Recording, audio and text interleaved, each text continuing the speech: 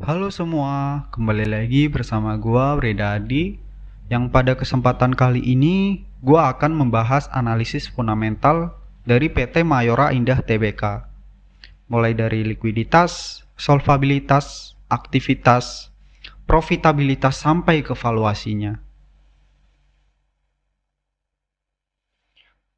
Mayora ini merupakan perusahaan yang memproduksi makanan dan minuman olahan seperti makanan kesehatan, biskuit, wafer, coklat, kopi, dan permen. Mayora ini menjual produknya baik di pasar domestik maupun luar negeri. Mayora didirikan pada tahun 1977 dengan pabrik pertama berlokasi di Tangerang. Mayora listing di Bursa Efek pada tahun 1990 dengan kode saham MYOR. Lanjut ke sales breakdown.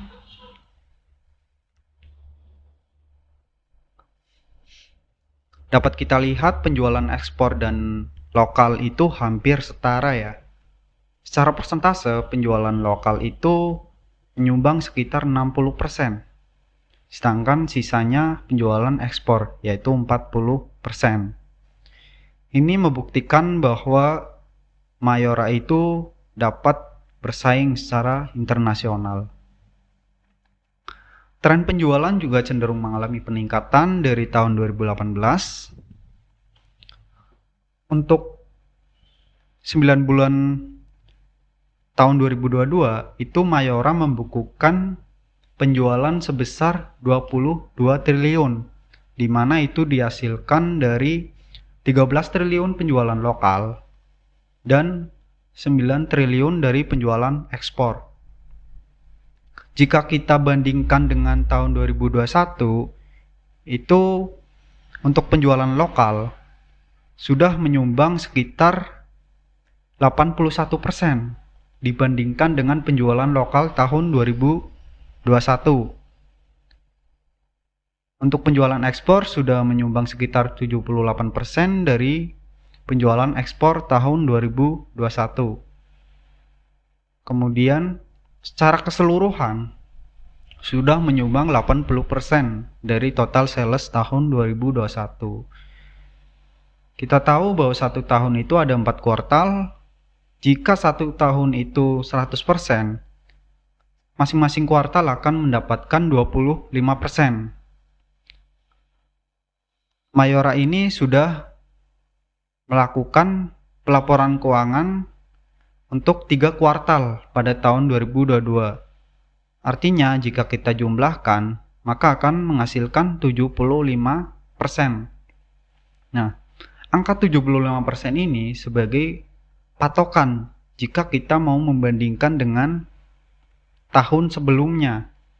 Artinya, jika persentase yang dihasilkan sama dengan 75%, itu penjualan sama dengan atau setara dengan tahun 2021 atau tahun sebelumnya.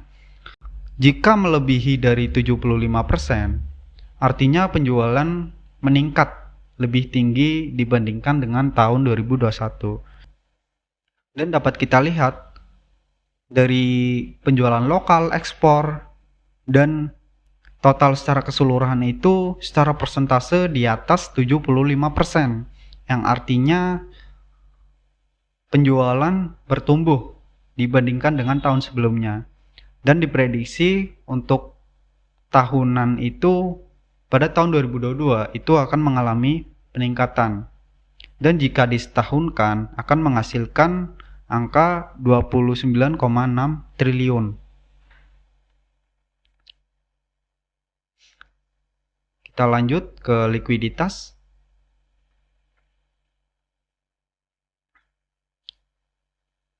Likuiditas Mayora ini cenderung mengalami penurunan setelah tahun 2020.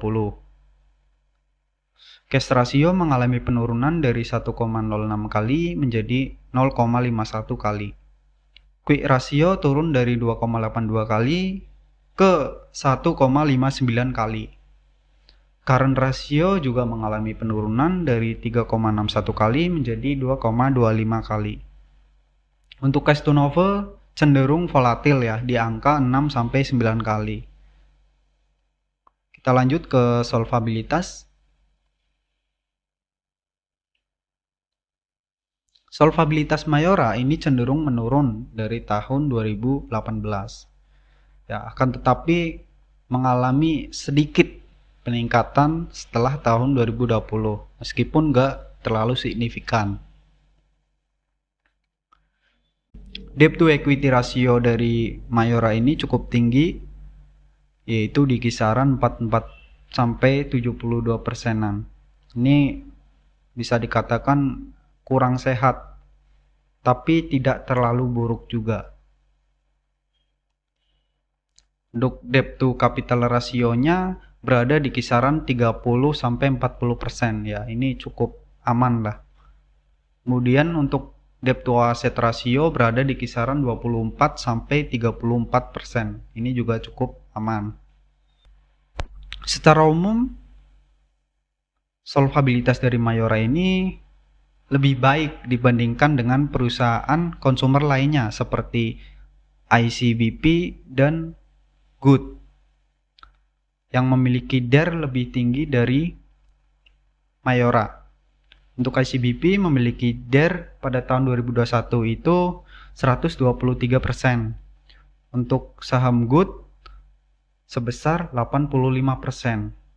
Artinya, Mayora ini lebih baik atau lebih rendah dibandingkan dengan para pesaingnya.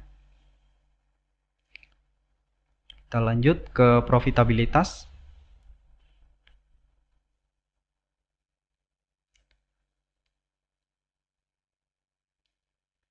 Ada NOPAT, EBITDA, dan profit.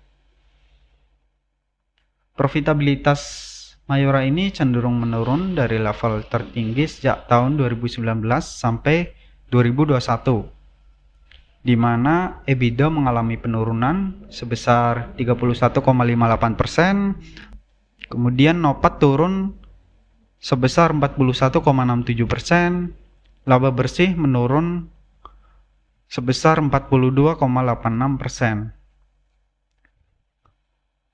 Secara profitabilitas, Mayora ini mengalami penurunan yang disebabkan oleh meningkatnya beban pokok produksi.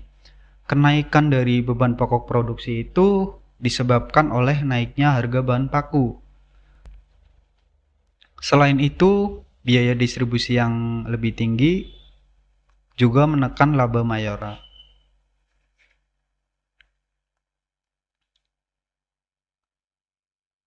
Penurunan EBITDA, NOPAT, dan net profit ini tentu saja berdampak pada rasio profit margin.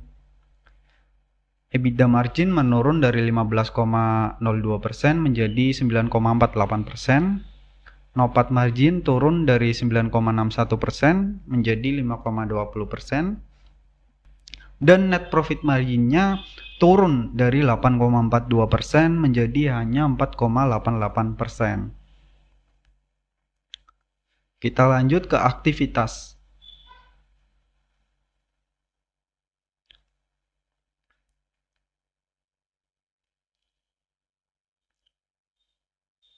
Pengelolaan sumber daya yang dilakukan oleh Mayora ini cukup baik, di mana pengelolaan piutang cukup baik, tidak melebihi 3 bulan.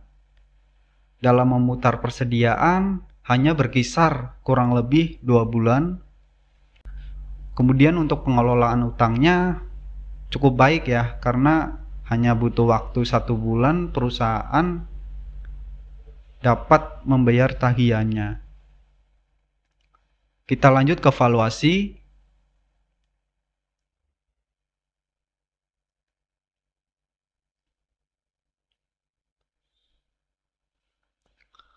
Harga wajar Mayora itu berada di angka 2.430. Angka tersebut didapatkan dari perhitungan rata-rata BBV dan PE rasio selama 5 tahun terakhir.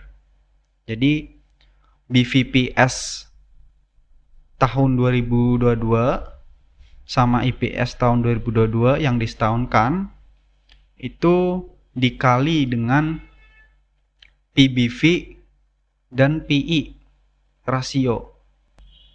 Kesimpulan, keuangan Mayora itu cenderung dalam kategori sehat meskipun likuiditasnya menurun, tetapi masih cukup solid. Untuk current ratio dan quick ratio-nya masih di atas 2 kali. Tren utang juga menurun dari 70%-an menjadi 50%-an dari total ekuitasnya. Kemudian secara umum, Mayora juga mampu untuk mengcover seluruh hutangnya. Efisiensi sumber daya yang dimiliki cukup baik, tercermin dari pengelolaan piutang, persediaan, dan utangnya tidak lebih dari 3 bulan. Profitabilitas yang menurun disebabkan oleh tingginya harga bahan baku dan biaya distribusi. Untuk harga wajar dari saham Mayora itu berada di angka 2.430. Oke, terima kasih kepada kalian yang sudah menonton video gua. Jangan lupa komen, like, dan subscribe supaya kalian dapat menonton video-video lainnya mengenai video akuntansi, keuangan, dan pasar modal. Terima kasih dan sampai jumpa.